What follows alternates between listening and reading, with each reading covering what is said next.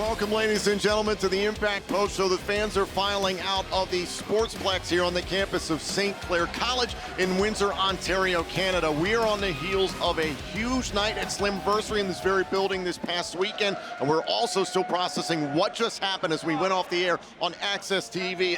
An absolute melee in the Impact Zone. I mean, leave it to Bully Ray to leave chaos in his wake wherever he goes, and now Moose and Myers involved.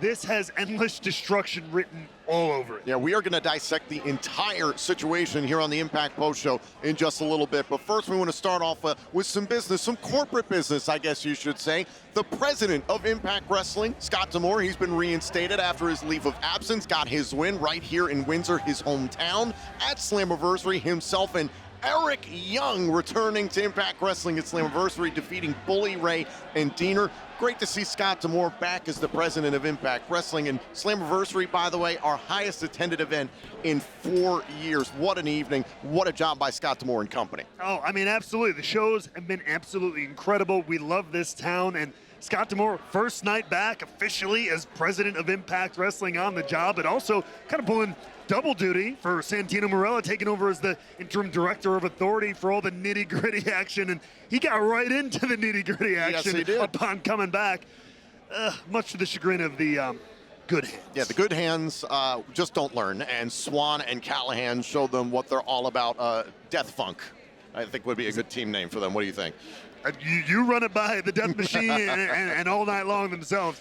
You deal with that. But as you mentioned, Santino Marella not performing tonight as the director of authority, as taking a leave of absence for one night only to compete against Dirty Dango. And after everything that's gone down between these two, the multiple attacks mysteriously backstage, the fact that these two were teammates at Rebellion just months ago in Toronto, and how Dirty Dango was trying to manipulate Santino Marella and then invoking the names of his family, especially his daughter Bianca. You can understand why Santino Marella fought the way he did tonight. He really went to the ground game. Oh, I mean, he went to everything that he's done over his entire career. You know, we talk about that background, that martial arts, that MMA, all that. He wanted to tear the limbs off of Dirty Dango himself.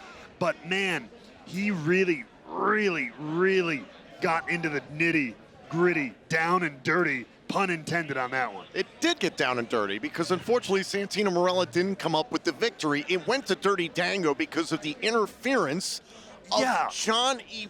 Bravo, who was in riot gear and a helmet like this was one night only in 06 or something like that. But come on, Bravo is in the corner of Dirty Dango? What the hell? I wish I had an answer. I'm wrapping up what possessed Johnny Bravo to not only put all that out like you're on, it looked heavy, but to come out, what is aligning him with Dirty Dango? I mean, I understand where Dango comes when he's talking about the state of wrestling and everybody in it, but what is this all about? I wish I had an answer for you, Tom. I can only speculate. Yeah, dirty attracts dirty, so that's what Bravo's been all about for a long time, and that's what Dango's been about for quite some time.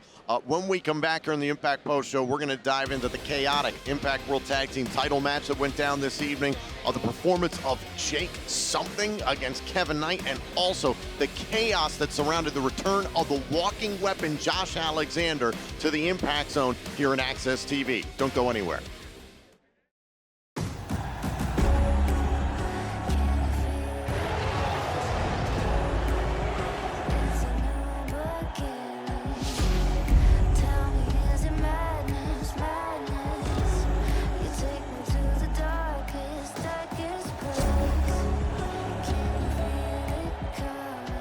From Toronto, Ontario, Canada, Impact Wrestling presents Emergence, streaming live Sunday, August 27th on Fight.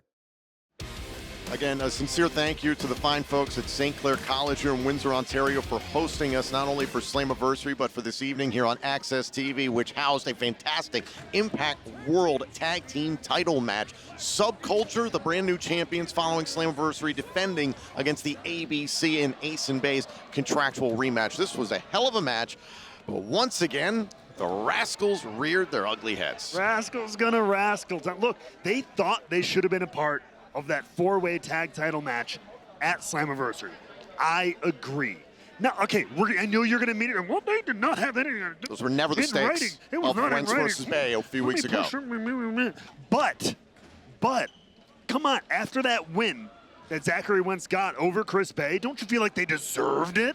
Maybe it wasn't official down in ink, but I feel like they deserved it. That's a big win. Deserve is a strong verb to use there. They beat one half of the tag team champions at the time. I agree, it's important, but it doesn't necessarily gain you entry into a matchup that was taking place 2 days later at one of our biggest pay-per-view events of the year. Here's the other thing. The Rascals were banned from ringside tonight by Impact Management, and they still jumped the barricade. The only reason they did is because of all the issues that have happened recently between Eddie and Alicia Edwards, plus Frankie Kazarian and Tracy Brooks. Security was dealing with them, so they couldn't track down Trey Miguel and Zachary Wentz. Get that smile off your face. It was a chaotic night in the Impact Zone. The Rascals took advantage. Clearly, they got a message to send to the ABC, and they are sending it loud and proud. Subculture able to retain the Impact World Tag Team titles in what was sincerely a hard-fought matchup, and the Rascals putting some controversy around that. Another fantastic matchup that went down tonight. First time ever. Jake Something versus Kevin Knight. This did not disappoint. Jake Something returning to Impact Wrestling for the first time in well over a year at Slammiversary. Shined in Ultimate X, as did Kevin Knight. This singles match was stellar. I mean, Jake Something had told me, I said it on broadcast, that he had gone out into the world, kind of stepped away from Impact Wrestling to find himself, reinvigorate himself, reinvent himself, if he would. But he came back better. And somehow, that brick house of a human came back bigger, stronger, more athletic, and now I think more focused than ever. And that is a dangerous situation for anyone across the ring for me. Yeah, the sky is the limit for Jake Something. Now, so much of the anticipation surrounding this evening was the return of the two-time Impact World Champion, Josh Alexander, who stunned us all, stunned the Impact World Champion, Alex Shelley, by returning at Slammiversary and simply saying, "I'm back," in Jordan-esque fashion. But what was really amazing was what played out this evening. First of all, the past, present, and future of the Impact World Championship at this standoff, as you saw Lio Rush, the X Division champion, the #1 contender to the X Division championship, Kushida, the Impact World Championship, Alex Shelley, Josh Alexander, the man who was never beaten for the Impact World title. Talk about the complications there to begin with. I mean, there's a huge line there. You talk about that. And Josh never lost the title. Shelley won the title. Shelley, who has not beaten Josh Alexander. We saw that go down last year in Chicago. Then Lio Rush, option C on the table. But Kushida not letting no option C happen until he gets his opportunity. But, I mean, it didn't ultimately matter because it all pretty much exploded. Well, I'm very curious to see what happens in that situation, but the involvement of Bully Ray, Moose, and Myers. Listen, you and I are speculating during the broadcast what was really behind this, but frankly, we're going to have to see what happens next Thursday night on Access TV. I need to hear what the hell they were thinking in doing this, and all I can speculate is the mounting frustrations following Slammiversary and a number of other situations for those three individuals, and Lio Rush has something to contemplate. What do you think? Yeah, I mean, they seem to offer Lio Rush an opportunity to join in on the melee, on the mayhem, and Lio Rush had no problem with what was happening, but said kind of, you do your own thing, I'm going to do me, and split. So I don't know where he falls into this fold. Right now, he still stands quite alone, but this whole thing with the three of these pissed off dudes, we need some more information. Yeah, that we do. We're going to find out what happens next week on Impact Wrestling on Access TV. He's the Drama King. I'm Tom Hannifan. We'll see you next time.